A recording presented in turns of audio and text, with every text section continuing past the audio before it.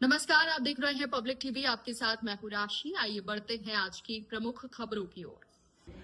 Gwalior railway station पर media से बातचीत में कांग्रेस प्रदेश अध्यक्ष जीतू पटवारी ने मोदी सरकार पर तीखा हमला बोला।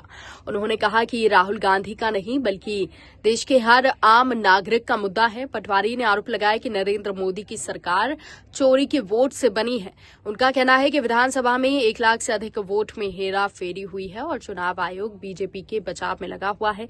उन्होंने कहा कि चोर की दाढ़ी में तिनका वाली कहावत यहां सच साबित हो रही है। अगर आम जनता का भरोसा टूटेगा और वोट की चोरी होगी तो लोकतंत्र और देश के भविष्य का क्या होगा। जीतू पटवारी ने जोर देकर कहा कि राहुल गांधी इस मुद्दे को उठा रहे हैं। ये कोई राजनीतिक एजेंडा नहीं बल्कि लोकतंत्र बचाने की लड़ाई है। उन्होंने सभी नागरिकों से अपील की कि राहुल गांधी के अभिमान से जुड़कर लोकतंत्र की तानाशाही की राह पर जाने से बचाएं। आज जीतू पटवारी ग्वालियर में वोट सत्याग्रह तिरंगा यात्रा में शामिल होंगे। चोरी के मुद्दे को लेकर आज वोट सत्याग्रह रैली निकाली जा रही है। ये राहुल गांधी जी का मुद्दा नहीं है, ये देश का मुद्दा है, आम नागरिक का मुद्दा है। जो सरकार ये कहती थी कि हम सबसे ज्यादा लोकप्रिय है, वो सरकार का चुनाव आयोग ने सबसे ज्यादा मैनिपुलेशन किया वोट चोरी में।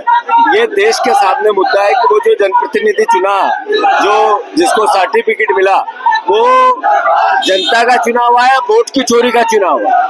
ये देश का मुद्दा है। राहुल जी देश के नेता है, इसलिए देश की आवाज को उठा। ग्वालियर चंबल संभाग में जिलाध्यक्षों की कब तक घोषणा होगी? क्या कोई बदलाव देखने को मिलेगा? कैसे ठीक हो आप लोग? पूरे देश में एक नैरेटिव बना हुआ है कि नरेंद्र मोदी की जो सरकार बनी है वो चोरी के वोट से बनी है। राहुल गांधी जी ने पूरे देश के सामने एक विधानसभा के 1 लाख वोटों का मैनिपुलेशन देश के सामने रखा है। भारतीय जनता पार्टी के सारे प्रवक्ता, सारे नेता, सारे मंत्री उसको चुनाव आयोग को डिफाइन करने में लग गए, उसको बचाव करने में लग गए। चुनाव आयोग ने एक बार सफाई दी, बीजेपी बार बार सफाई दे रही। ये मैसेज क्या है? ये मैसेज है चोर की दाढ़ी में तिनका। एक देश के नागरिक को अपने मत के अधिकार का उपयोग करते हुए एक भरोसा होता है और उस भरोसे से ये 80 साल 78 साल का लोकतंत्र हमारा चल रहा है। इस पर भरोसा कायम है, इसीलिए हमारे देश के प्रधानमंत्री के पद की गरिमा है।